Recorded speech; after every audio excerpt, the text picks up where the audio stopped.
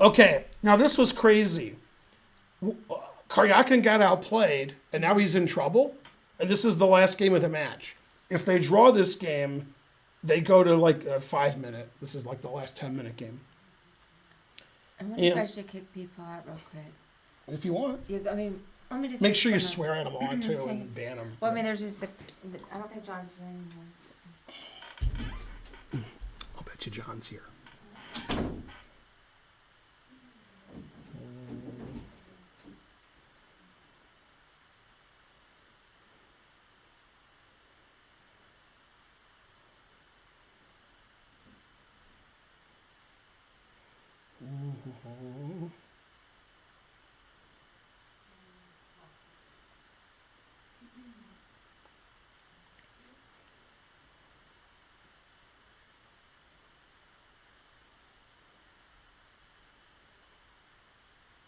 And Karen disappeared. No.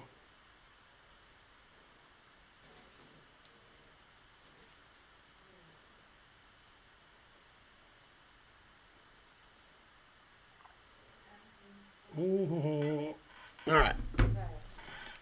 And then, yeah, read that to yourself. All right. Everybody's gone? Hang on a second. I can't see it now. Nope.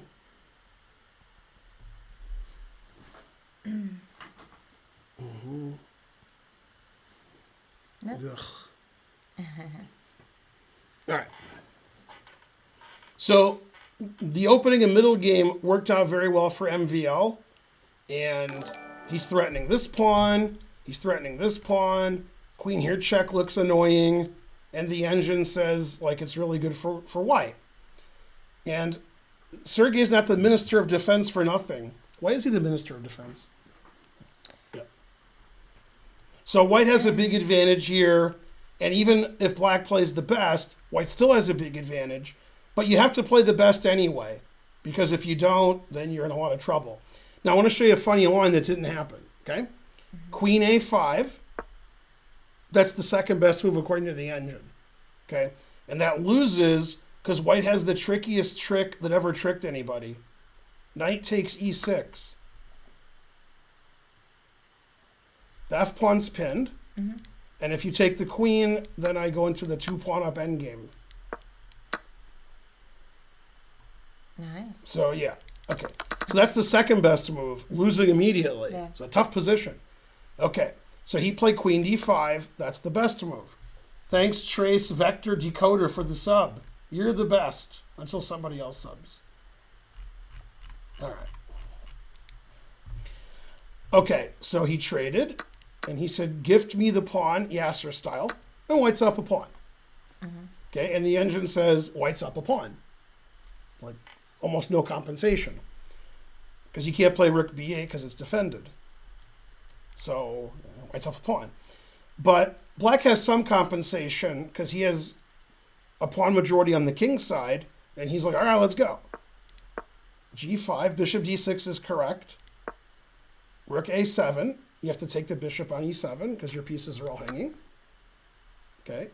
Rook takes b7, attacking this and this. So he plays bishop a3. And then f5. And the engine's like, this is great for white. White's up a pawn. The bishop is good. And black doesn't have any threats. So the engine's like, yay, go white. And what's funny about that is Karjakin won this easily with black. So you just got to keep fighting. You got to take your chances and keep playing. And if MVL had won it, as the engine says maybe he should, he would have won the match. So he has a pawn-up ending that he loses in 8 moves, where the engine says he's up a pawn for nothing. Now, the reason he lost is, MVL is not going to break my rules. He knows me too well. The best move is f3. We have to stop black from clamping down with the pawns. So you play f3, you take on e4, you play king f2. And by trading pawns, black's pawns on the king side aren't as important. And if you play this and they take with this pawn, now we have 2 passed pawns. So, okay, white's better in any case, but That was the best. Trace Vector Decoder gifted a sub. And so did Keith Mad. My favorite throwback uniform. What? English? I literally don't care. Okay, so he played King E2, which is fine. I have no complaints. Moving your king up in the endgame. Rook H7, taking the H-file. The engine still likes white. White's up a pawn. Bishop C5 is okay. F4. The engine says white's up a pawn. Good winning chances for white. And he played B4, and that gives away almost all of his advantage. It doesn't like that move.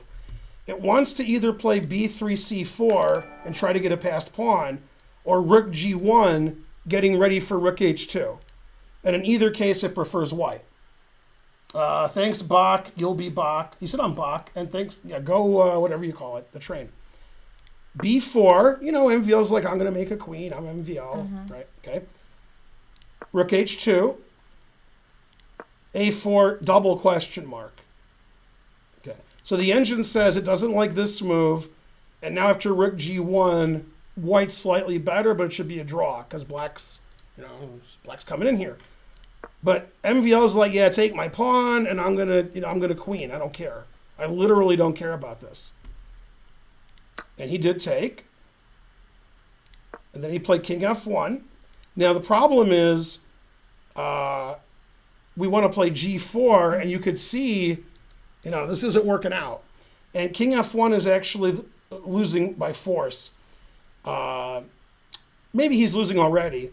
The engine wants to play Rook F1, but then he doesn't want to defend. He's trying to queen his queen side.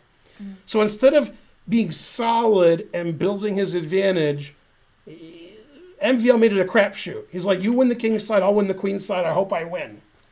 But the king side's first. I mean, the king is here, so we're doing everything with tempo.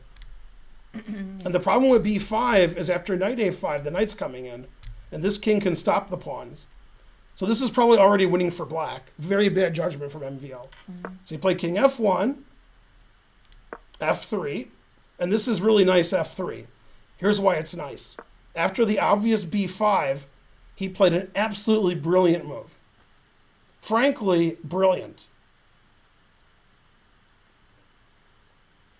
This is great. And these are the moves super GMs overlook, as well as everybody else, because they have nothing to do with the last move. And I've talked about this with all my students. When your opponent makes a move... What's that? When your opponent makes a move and you stare at that move, you're missing the rest of the board. And I've told this story many, many times. I don't know the rules of Go. I've been explained the rules of Go. I still don't understand it. And before you guys were born and before Go was invented, I played Go at a chess club in Columbus at this guy's house, Columbus, Ohio. And I didn't know how to play. I still don't know how to play. And he spotted me 9 stone, and I lost. That's like a queen spot in chess. And he said the reason I lost was when he went somewhere, so did I. I was always doing what he was doing. I don't know how to play, so I lost. He says when somebody spots you 9 stone, when somebody goes there, you go the other place. They get their territory, you get your territory, but you're up 9 stone. But instead I was fighting with him. I don't know how to play, so I lost every fight, and I lost by like 7 queens worth. And so when somebody plays B5 and you're a lower rated player, all you think about is what B5 does. Okay, you have to think of the whole board. There's a whole chessboard. So black ignored his knight. He's played E3. Now if it's black's move, check, king E1, check, rook takes rook, and queen. So you got to take that. Now, if you play rook here, which also loses, now everything wins. E2 wins because you can't take the rook because I queen. And rook takes F2 wins even more. And even more winning. God damn. Okay. So in this position, after E3, you have to take. And the point is, now that this pawn has taken this, here comes my knight, and there goes checkmate. It's going to be checkmate. Yeah, I'm going to go here, I'm going to go here, or I'm going to go here. So I'm going to queen or checkmate you or both. The game's over now. Now, MVL tried, but trying is the first step to failure. there's two ways to stop the knight from coming in here. Rook d1 to d3, defending both, or bishop a3 to c1, defending both. Okay, he played bishop a3, I think. Yeah. So let's play rook d1, then knight c4. I wasn't even looking at E3. I was looking at rook H2. Right. So then rook d3, stopping checkmate. Like, for example, check, always repeat. See, I'm funny. And then mate. Okay. So you have to play rook d3. That's the point. Okay. And now you take, and you play knight b2, and the rook's trapped. That's funny, the rook's trapped. Man, the hype train died pretty quick. Okay. That's So funny. MVL played bishop a3 with the same idea. Knight b3, threatening knight d2, winning. For example, takes. For example, knight d2. This is the only legal move.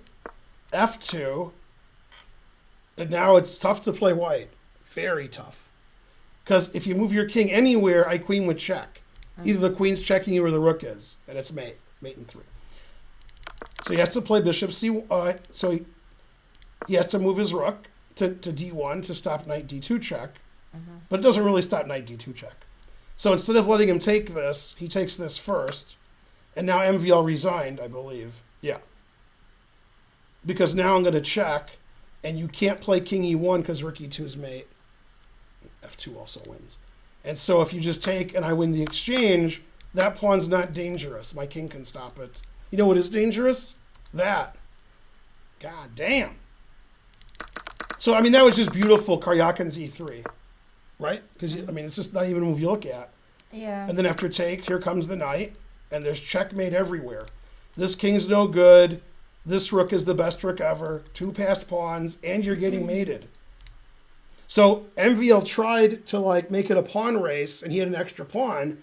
But not only did he lose the race, he's also getting mated, because the bishop did nothing. The bishop, like if my bishop was here, okay, then then we both get a queen or something. But here, this bishop doesn't help at all. So he went from like a nice advantage to resigning in like 8 moves. And if he had won that game, he'd be playing Shankland. That's the prize. You don't win any extra money. The prize for winning this match is playing Shankland. That's. By the way, the best prize was Fedoseev. Yeah. Fedoseev's opponents get lower and lower rated every round. I don't know how that's possible. Yeah, everybody's playing 2,900 this round, and Fedoseev is playing Tabatabai, who should have lost, 2 days ago, or yesterday, I guess. Terrible. Rook h2 is the second best move, instead of e3, also winning. Rook h2, put it in h. The reason it's winning is after king here, you can play e3. That's why it's winning. Always repeat. In this position, the engine actually plays king h1, and also winning for black, but not as winning. Then takes, and complicated. Takes this is what I would do. e3, and black's winning, because after here I stop the pawn, but nobody's going to stop that. Also this, harsh. Yeah, bishop just does nothing. The bishop's useless. Bishop was here, okay, maybe, but here is useless. But that's amazing. Like, Karjakin's a pawn down and ending in worse, and he just wins easily. Because, MVL found the wrong plan. Those are the kind of positions you would assume Magnus would win with white. He wouldn't allow that counterplay. He would batten down the hatches, and eventually, and that's what I'm saying, the people who lost in the World Cup, they played super aggressively when they could just chill. And they changed the position, they made a double edge, and it was wrong. That's the guys who lost. How are you trying to learn? How's it going? Shankland could be Karjakin, just he's not the favorite to do so. Yeah. Anyway, as far as I know, Shankland is the only player in the World Cup who hasn't lost a game. Nobody can beat Shankland, and then some.